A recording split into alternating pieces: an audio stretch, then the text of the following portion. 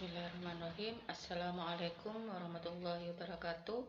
Kita akan belajar materi ilmu pengetahuan alam kelas 7 semester 2, yaitu manusia dan lingkungan hidup. Yang pertama, manusia dan lingkungan hidupnya. Yang kedua, ekosistem. Yang ketiga, proses ekologi. Hakikat lingkungan hidup yaitu menyangkut abiotik dan biotik. Nah, abiotik artinya bukan makhluk hidup atau komponen tak hidup. Komponen abiotik merupakan komponen fisik dan kimia yang membentuk lingkungan abiotik, misalnya suhu, cahaya, air, kelembapan udara, dan tanah. Terus yang kedua, biotik. Biotik yaitu makhluk hidup. Komponen-komponen biotik terdiri atas semua jenis makhluk hidup, meliputi berbagai jenis mikroorganisme, jamur, ganggang, segala jenis tumbuhan, segala jenis hewan, dan manusia. Nah, suatu daerah yang ditempati oleh makhluk hidup yang hidup bersama dengan benda hidup dan tak hidup di dalamnya. Selanjutnya, faktor-faktor yang menentukan sifat lingkungan hidup, jenis dan jumlah masing-masing unsur di dalamnya, interaksi antara unsur dalam lingkungan hidup, perilaku atau kondisi unsur lingkungan hidup. Yang keempat, faktor non-material seperti cahaya, suhu, iklim, ya. Misalnya lingkungan hidup di gurun pasir pasti berbeda dengan di kutub. Nah, manusia mempengaruhi dan dipengaruhi oleh lingkungan atau aksi koaksi. Mutu lingkungan berkaitan dengan mutu hidup. Jadi, semakin tinggi mutu hidup, semakin tinggi pula usaha memenuhi kebutuhan dasar dalam lingkungan.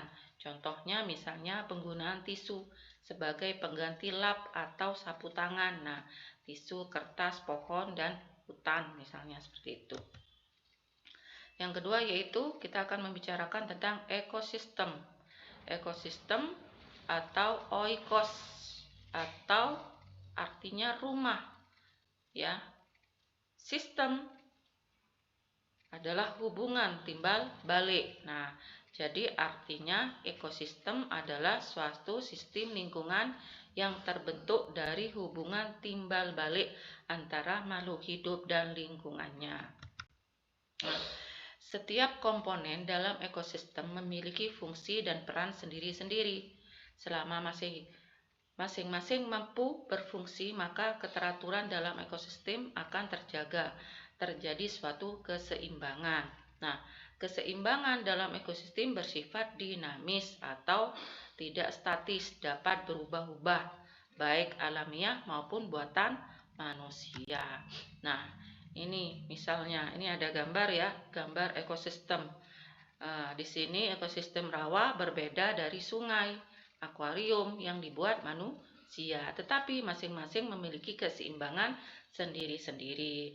Jadi, namun demikian keseimbangan dalam setiap ekosistem alami bersifat homostatis, yang berarti sistem yang ada dalam ekosistem tersebut mampu menahan terjadinya perubahan yang drastis, walaupun mungkin keseimbangan baru yang terbentuk kualitasnya tidak sebaik sebelumnya, seperti itu. Nah,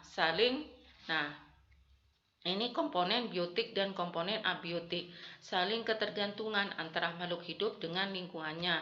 Misalnya tumbuhan membutuhkan air untuk makan, dan juga sebaliknya, hewan manusia juga membutuhkan tumbuhan untuk makan, sayur-sayuran, minum. Nah, hewani juga seperti ayam, ya, seperti itu. Timbal balik, saling ketergantungan. Ini komponen biotik dan komponen abiotik, saling ketergantungan, ya, antara makhluk hidup dengan lingkungannya.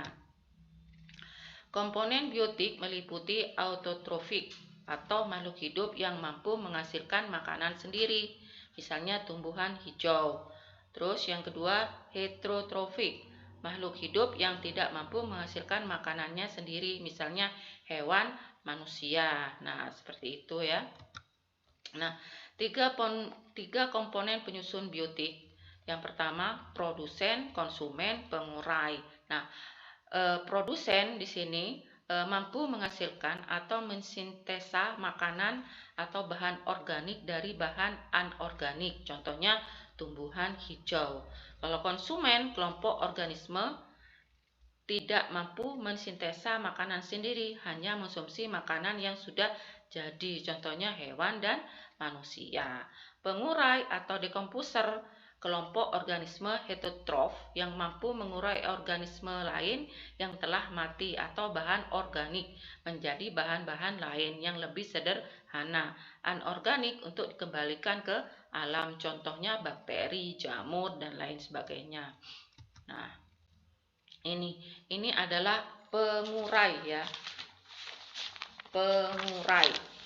Pengurai di sini atau disebut dengan decomposer ya, adalah organisme yang berperan menguraikan bahan organik yang berasal dari organisme yang telah mati ataupun hasil pembuangan sisa pencernaan menjadi bahan anorganik sederhana. Nah, seperti ini. Ada produsen, konsumen, dan pengurai. Untuk selanjutnya, nah ini adalah gambar dari ekologi. Dalam ekologi, komponen penyusun biotik saling berinteraksi ya, membentuk suatu rantai makanan yang akhirnya membentuk suatu jaring-jaring makanan. Seperti itu.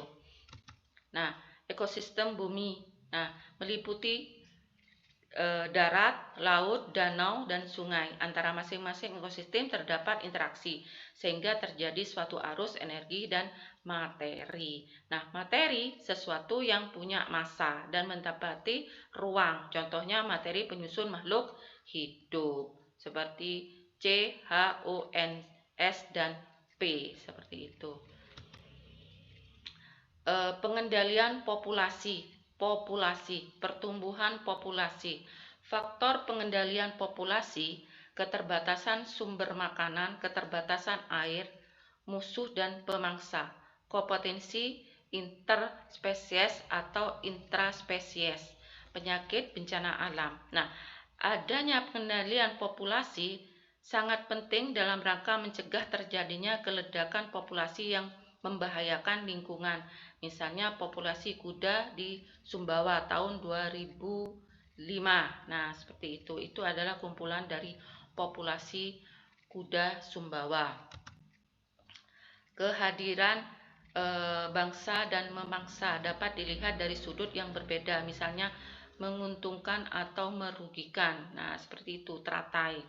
Dan yang kedua atau ketiga, kehadiran enceng gondok ya di waduk merugikan karena mengurangi debit air, namun demikian dalam jumlah kecil mampu membersihkan kolam ikan. Menguntungkan, itu saling menguntungkan, saling merugikan gitu ya.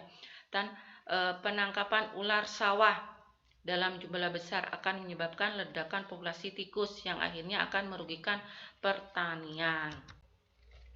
Kemampuan memperbarui diri. Sumber daya alam ada yang dapat diperbarui, ada pula yang habis tidak dapat diperbarui seperti tambang, mineral. Nah, SDA-nya yang dapat diperbarui misalnya udara, air, ikan, dan hutan.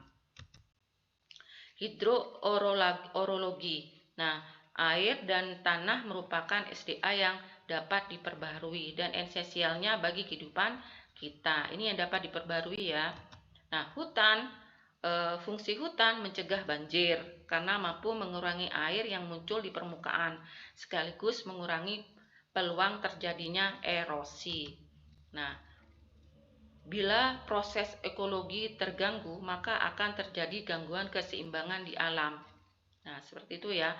Maka menjadi kewajiban kita untuk ikut berpartisipasi dalam menjaga keseimbangan alam, mulai dari yang terkecil, mulai dari diri sendiri, mulai sekarang juga. Nah, begitu. Jadi kita kewajiban kita untuk ikut berpartisipasi dalam menjaga keseimbangan alam. Sekian dulu.